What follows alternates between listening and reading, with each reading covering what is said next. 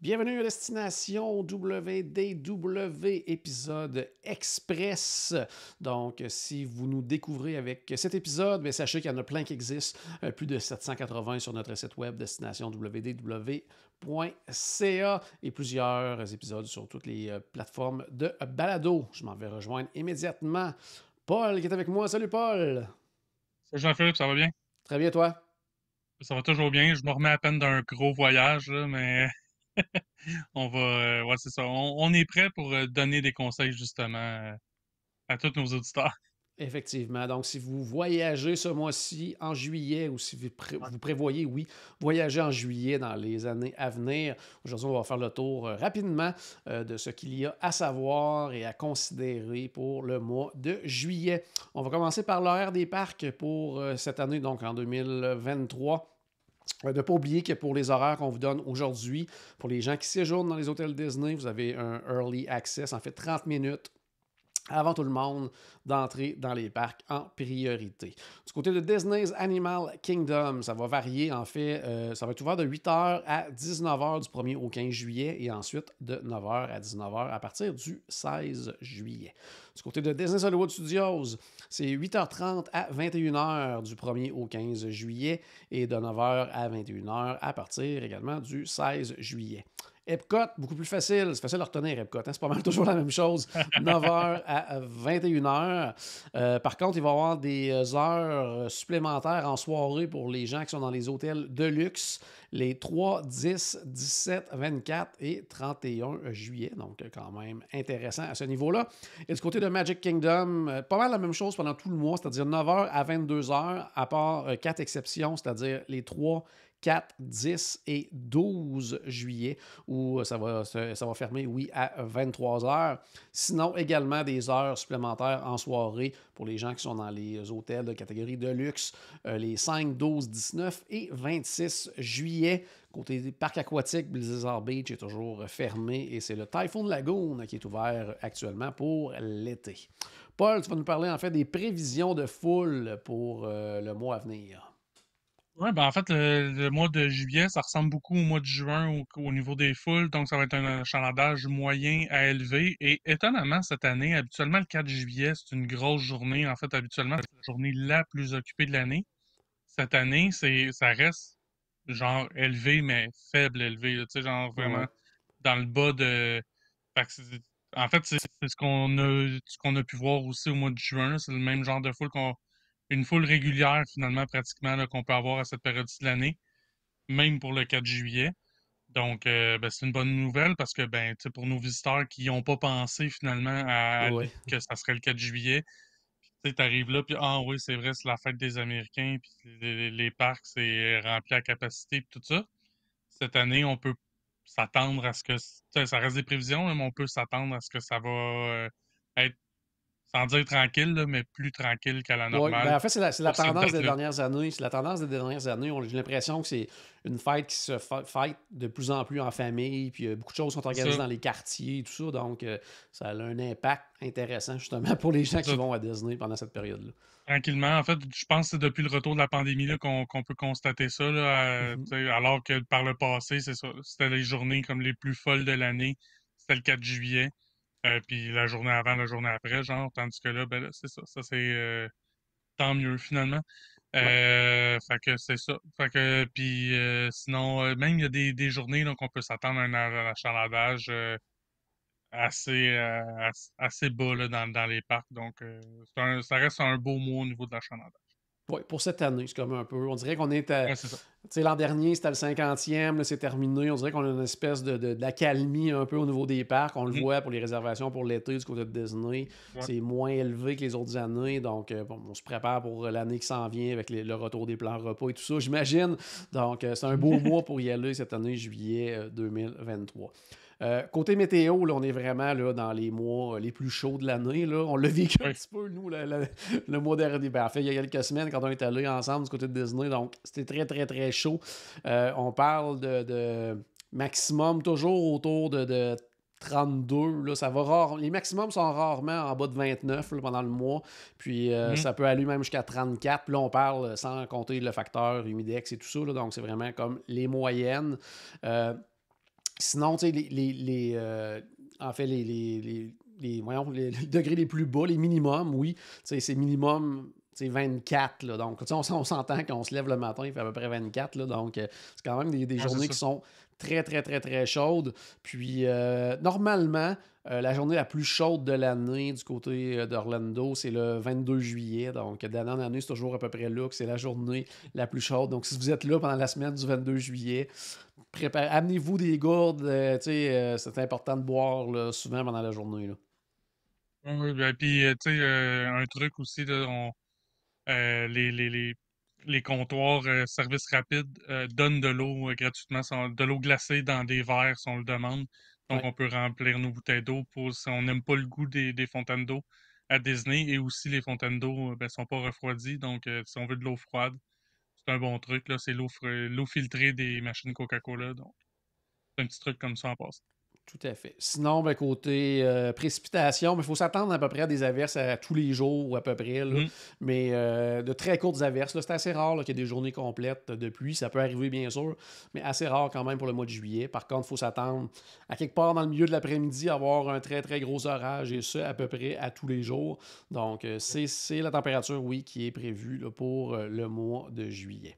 Il y Euh, a la parade de 3 heures, puis la verse de 4 heures. Ouais, à peu près. Là. Ça fait partie des classiques des parcs Disney. Sinon, je pense que c'est relativement tranquille, Paul, côté fermeture d'attraction. Oui, ben en fait, tout est ouvert. C'est pas compliqué.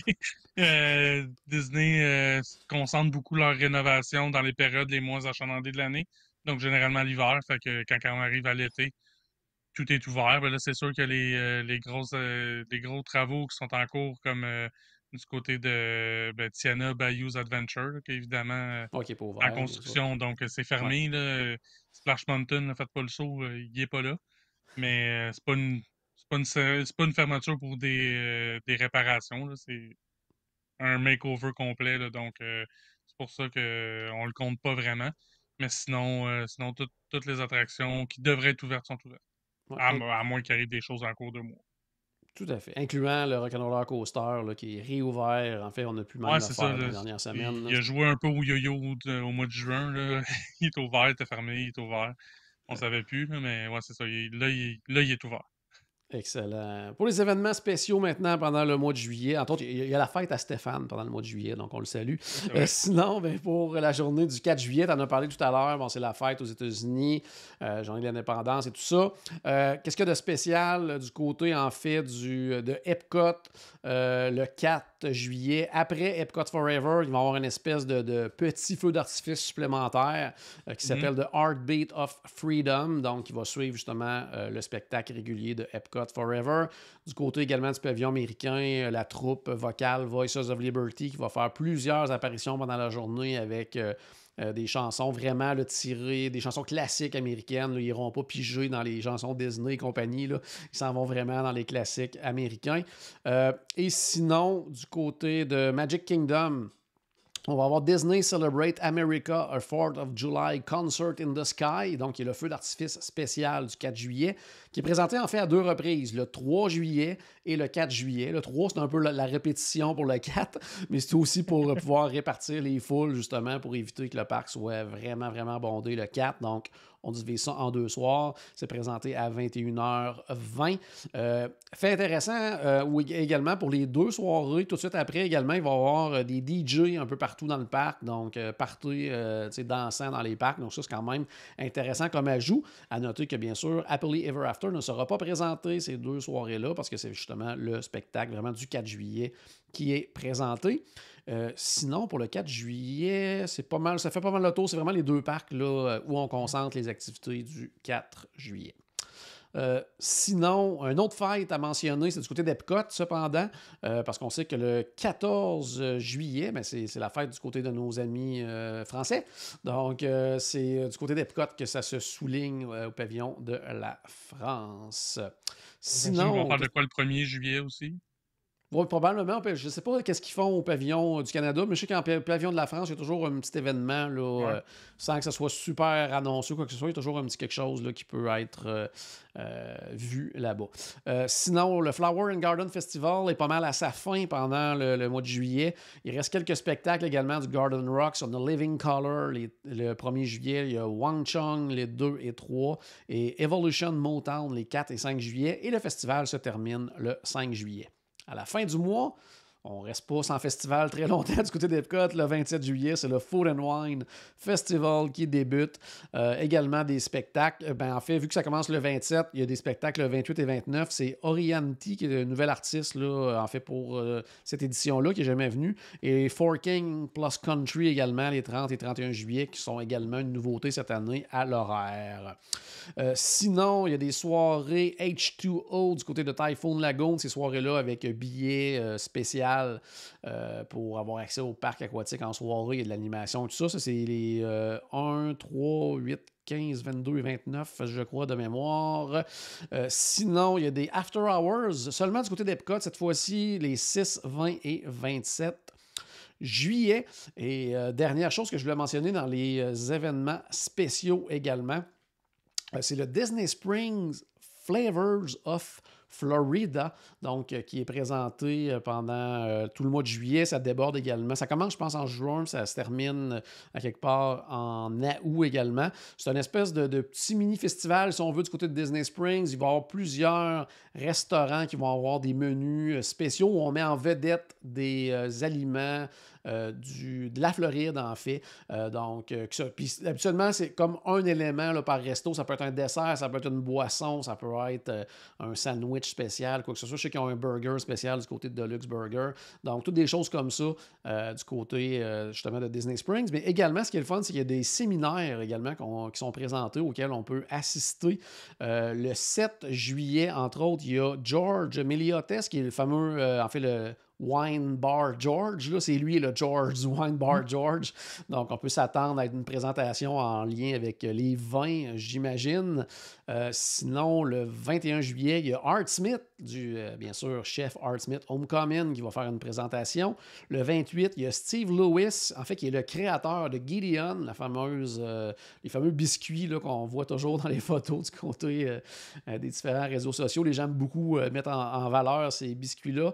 Et sinon, le 14, c'est James Petrakis du Polite Pig qui va être là pour faire également une présentation. Donc, ça fait le tour pour les activités spéciales pour juillet. Tu as donné le truc tantôt pour l'eau, que je trouve bien intéressant. Donc, n'oubliez pas, si vous avez soif, il faut s'hydrater pendant le mois de juillet. N'hésitez pas à aller dans les restaurants à service rapide, demander un verre d'eau glacée. Ils vont vous en donner, il n'y a aucun problème. Autre petit truc que moi, je pourrais vous dire également pour le mois de juillet, que je voulais rajouter.